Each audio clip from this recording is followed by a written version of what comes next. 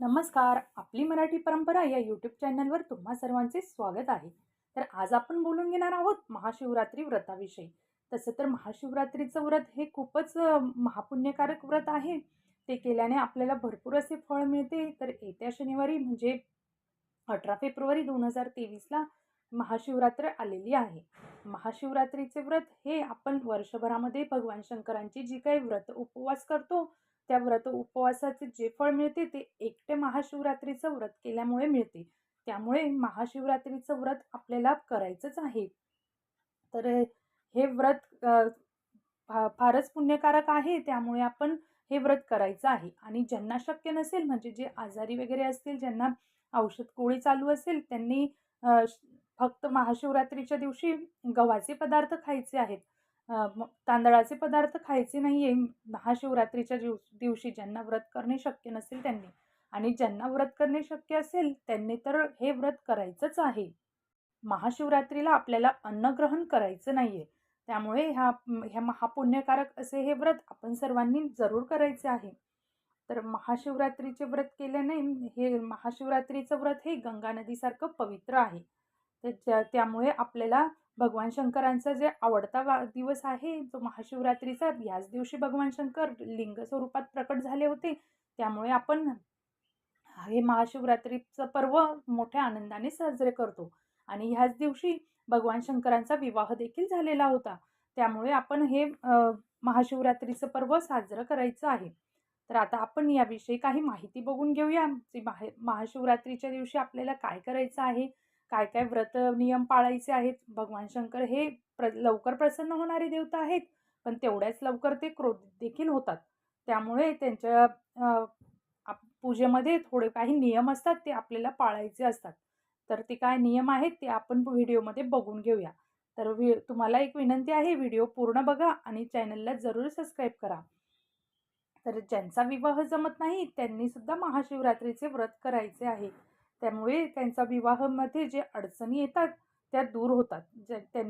ज्यांचे विवाह जमत नाही त्यांनी व्रत करून भगवान शंकरांची पूजा करून भगवान शंकरांना विनंती करायची आहे.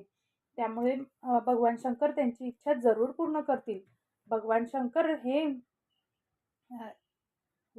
लवकर प्रसन्न होणारे देवता आहेत, भोळे आहेत. त्यामुळे तुम्ही त्यांचं व्रत नक्कीच करा.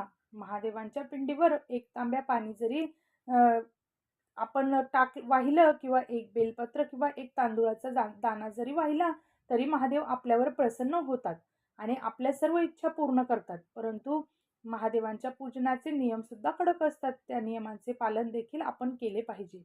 महादेवांना प्रसन्न करण्यासाठी महादेवाच्या पिंडीवर भरपूर वस्तू अर्पण केल्या जाऊ शकतात. त्यामध्ये धोत्र्याचे फळ, फूल, पांढरी फुलं, त्याचबरोबर बेलाची फळ, बेलाची पानं, वेगवेगळ्या झाडांची पानं देखील आपण भगवान शिवशंकरांच्या पिंडीवर अर्पण करू शकतात. महादेवांना रुद्राभिषेकासाठी दह्याचा किंवा दुधाचा किंवा पंचामृताचा आपण वापर केला पाहिजे. परंतु काही चुकीच्या गोष्टी आहेत ज्या आपण महादेवांच्या पिंडीवर अर्पण करायच्या नाहीयेत, ज्या महादेवांच्या पूजेमध्ये वर्जित आहेत. त्यामुळे काही नियमांचे पालन आपण जरूर केले पाहिजे. त्यामध्ये आपण महाशिवरात्रीच्या दिवशी जास्त वेळ झोपू नये. महिलांनी या दिवशी केस धुतले तर चालतील, म्हणजे आपण केस धुवू शकतो महिला. आंघोळीच्या वेळी सर्वांनी या दिवशी काय करायचं आहे, आंघोळीच्या पाण्यामध्ये थोडे काळे तीळ टाकायचे आहे. त्यामुळे आपल्याला घरातील पितृदोष नाहीसा होतो आणि ज्यांना कालसर्पदोष होत असेल तो देखील निघून जातो. तर या दिवशी आंघोळीच्या पाण्यामध्ये काळे तीळ टाकून सर्वांनी जरूर आंघोळ करायची आहे. आणि ह्या दिवशी आपण काळ्या रंगाचे कपडे घालायचे नाहीयेत.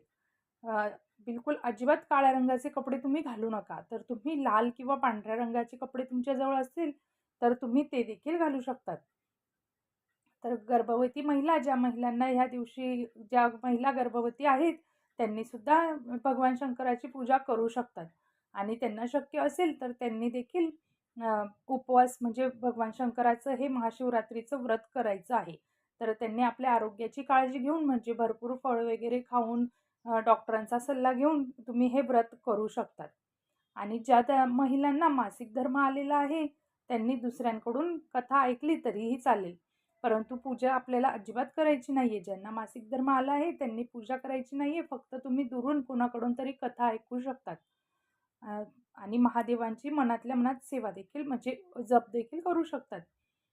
परंतु आपल्याला बिलकुल पूजा वगैरे करायची नाही आहे. तर महादेवांची अशी काही सेवा आहे म्हणजे थोडी सेवा केल्याने देखील महाशिवरात्रीच्या दिवशी महादेव हे प्रसन्न होतात. तर महाशिवरात्रीच्या दिवशी भगवान शंकरांना बेलपत्र जरूर, जरूर, जरूर अर्पित करा. तुम्ही एक जरी बेलपत्र अर्पित केलं तरी देखील चालेल, पण ते अगदी मनापासून अर्पित करायचं आहे. तुम्ही काही म्हणजे बेलपत्र तोडत असताना बेलपत्राच्या झाडाला नमस्कार करायचा आहे. भगवान शंकरांना विनंती करायची आहे आणि मग बेलपत्र तोडायचं आहे. आणि तुम्ही एक बेलपत्र तरी महाशिवरात्रीच्या दिवशी महादेवांच्या पिंडीवर वाहायचं आहे. तर हे बेलपत्र आपण विषम संख्येमध्ये वाहू शकतो. म्हणजे 1, 7, 11, 21, 108 असं 101 असं तुम्ही बेलपत्र भगवान शंकरांना वाहायचं आहे.